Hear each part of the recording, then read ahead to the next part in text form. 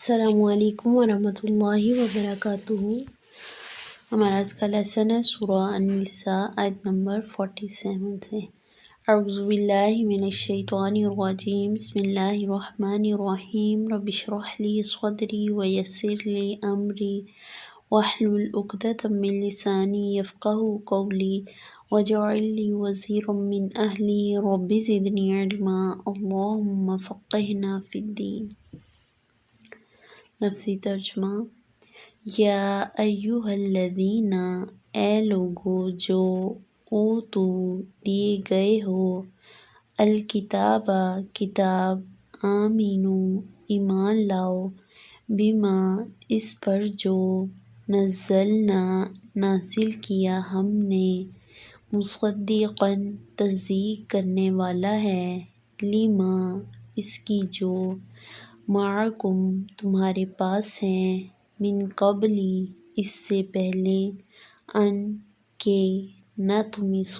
ہم مٹا دیں، وجوہاً چہروں کو، فنردھا پھر ہم پھیر دیں انہیں، علی ادبارہا ان کی پشتوں پر، او یا نلعنہم ہم لعنت کریں ان پر، کما جیسا کہ لعنا لعنت کی ہم نے، اصحاب السبت سبت والوں پر یعنی کہ ہفتے کے دن والوں پر، وکان اور ہے، امر اللہ حکم اللہ کا، مفعولا ہو کر رہنے والا، ان اللہ بے شک اللہ تعالی، لا یغفر نہیں بخشے گا، ان کہ یشرک شرک کیا جائے، بہ ساتھ اس کے، ویغفر اور وہ بخش دے گا، ما جو، دون ذالک علاوہ ہے اس کے، لمن جس کے لیے، یشاء وہ چاہے گا،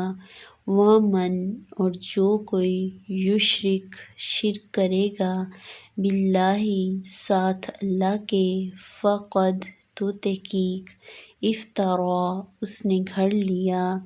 اثمًا گناہ، عظیمًا بہت بڑا۔ آیت کی تلاوت: یا ایھا الذین اوتوا الکتاب آمنوا بما نزلنا مصدقا لما معکم من قبل ان نطمس وجوہا فنردها علی ادبارہا او نلعنہم کما لعنا اصحاب السبت وکان امر اللہ مفعولا، ان اللہ لا یغفر ان یشرک بہ ویغفر ما دون ذلک لمن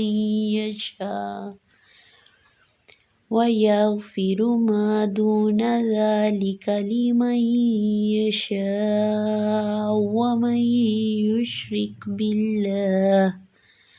فقد افتری اثما عظیما۔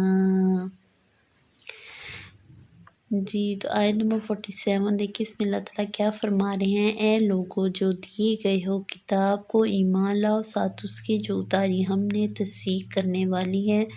واضح اس کے جو تمہارے پاس ہے، اس سے پہلے کہ ہم بگاڑ دیں چہروں کو، پھر پھیر دیں ان کو ان کی پیٹھوں پر۔ اللہ تعالیٰ فرما رہے ہیں کہ اے لوگوں یعنی کہ یہود و نصارہ کو مخاطب کر کے کہا جا رہا ہے کہ جو کتاب میں نے تم پہ نازل کیا اس کے اوپر ایمان لے کے آؤ، جو کہ تصدیق کرنے والی ہے، تم سے پہلی کتابیں آئی ہیں یا جو تمہارے پاس موجود ہے اس کی تصدیق کرنے والی ہے۔ اگر تم نے ایسا نہ کیا یعنی بما نزلنا قرآن پاک پر ایمان لے کے آؤ، مصدقا لما معکم تصدیق کرنے والی ہے جو تمہارے پاس ہے، یعنی کہ تورات اور انجیل۔ من قبل اس سے پہلے ان نطمس وجوہن فنردھا علی ادبارہا، اس سے پہلے کہ تم ایمان نہ لاؤ اور تمہارے چہروں کو بگاڑ دیا جائے ان کی پیٹھوں پر، یعنی کہ چہروں کو پیٹھوں کی طرح کر دیا جائے، چہرے اور پیٹھ میں کوئی فرق ہی تمہیں نظر نہیں آئے گا۔ او نلعنہم، ہم لعنت کریں ہم، کما جیسا کہ لعنا اصحاب السبت، جیسا کہ لعنت کی تھی ہم نے اصحاب سبت پر، یعنی ہفتے والے دن جو لوگ مچھلیاں پکڑتے تھے اللہ تعالیٰ کے منع کرنے کے باوجود اللہ تعالیٰ نے ان کے اوپر لعنت کر دی تھی، انہیں ان کے چہرے مسخ کر دیے تھے اور انہیں اپنی رحمت سے دور کر دیا تھا۔ تو اللہ تعالیٰ کہہ رہے ہیں کہ اس کتاب کے اوپر ایمان لے اس سے پہلے کہ تمہارا حال بھی ویسا ہی کر دیا جائے۔ وَكَانَ أَمْرُ اللَّهِ مَفْعُولًا، اور اللہ تعالیٰ جس کام کو کرنے کا ارادہ کر لیں وہ طے شدہ ہوتا ہے، وہ اسے کر کے رہتے ہیں ٹائم پر۔ جب کوئی شخص اللہ کی دی ہوئی نعمتوں کی قدر نہ کرے تو جب چاہے وہ چھین لی جاتی ہیں۔ آپ دیکھیے کہ واقعی ایسا ہوتا ہے، آپ خود بھی نوٹ کریں، اگر ہم اللہ تعالیٰ کی رزق کی قدر کرنی، ناقدری کرنی شروع کریں یا کسی بھی نعمت کی، تو آہستہ آہستہ وہ چیز ہم سے دور ہوتی چلی جاتی ہے۔ اس لیے خاص طور پہ اللہ تعالیٰ کی رزق، اللہ تعالیٰ کی نعمتیں جو دی ہیں انہیں دیکھ کے بھی اللہ کا شکر ادا کرنا چاہیے اور ان کی قدر کرنی چاہیے۔ اب دیکھیے یہاں پہ چہرے کا ذکر کیوں آیا ہے، کیونکہ چہرہ ایک عزت ہوتا ہے، انسان کی عزت ہوتی ہے چہرے میں، اس لیے اللہ تعالیٰ نے چہرے کی بات کی ہے۔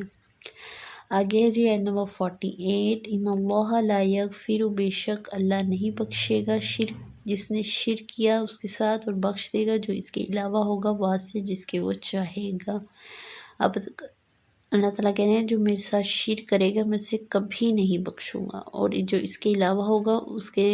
بخش دے گا جس کو اللہ تعالیٰ چاہیں گے۔ اب دیکھیں شرک کرنے والے کے بارے میں اللہ تعالیٰ نے واضح طور پہ کہہ دیا کہ میں اسے بخشوں گا ہی نہیں۔ تو ہم کیسے، ہمارا معاشرہ شرک میں ڈوبا ہوا ہے۔ آپ دیکھیں کسی نے کیا، ہر کسی نے اپنا مختلف بنایا ہوا ہے خدا، جو اللہ تعالیٰ کے ساتھ وہ شریک ٹھہرا رہے ہیں، اسے کچھ نہ کچھ ایسا ہے ضرور ہر انسان کے ساتھ جو وہ اللہ تعالیٰ کے ساتھ شریک ٹھہرا رہے ہیں۔ آپ کو پتہ ہے کبیرہ گناہوں میں سب سے جو بڑا گناہ ہے وہ اللہ تعالیٰ کے ساتھ شرک کرنا ہے۔ اور آپ صلی اللہ علیہ وسلم نے فرمایا بے شک میری نماز، میری زکوٰۃ، میری قربانی، میرا جینا، میرا مرنا اللہ ہی کے لیے۔ تو ہمیں بھی آپ صلی اللہ علیہ وآلہ وسلم کے اس فرمان پر ہی عمل کرنا چاہیے۔ ہمارا دن رات، کھانا پینا، سب کچھ جو کچھ بھی ہے وہ صرف اور صرف اللہ تعالیٰ کے لیے ہی ہو، کسی اور قوم کے ساتھ شریک نہ ٹھہرائیں۔ وَمَن یُشْرِک بِاللَّهِ فَقَدِ افْتَرَىٰ اِثْمًا عَظِیمًا، اور جو کہ شرک ٹھہرائے گا اور جو کہ شریک ٹھہرائے گا اللہ کے ساتھ، پس تحقیق گھڑ لیا گناہ، اِثْمًا عَظِیمًا، بہت بڑا، یعنی کہ اس نے بہت بڑا گناہ ہے جو گھڑ لیا ہے، جو اپنے سر لے لیا ہے۔ اللہ تعالیٰ سے دعا ہے کہ اللہ تعالیٰ ہمیں شرک جیسے گناہ سے مرتے دم تک بچا کے رکھیں، اور کبھی ہمارے قدم ڈگمگائیں بھی تو اللہ تعالیٰ ہماری اصلاح کر دیں۔ چلیں جی ہمارا لیسن یہیں تک تھا۔ السلام علیکم ورحمۃ اللہ وبرکاتہ۔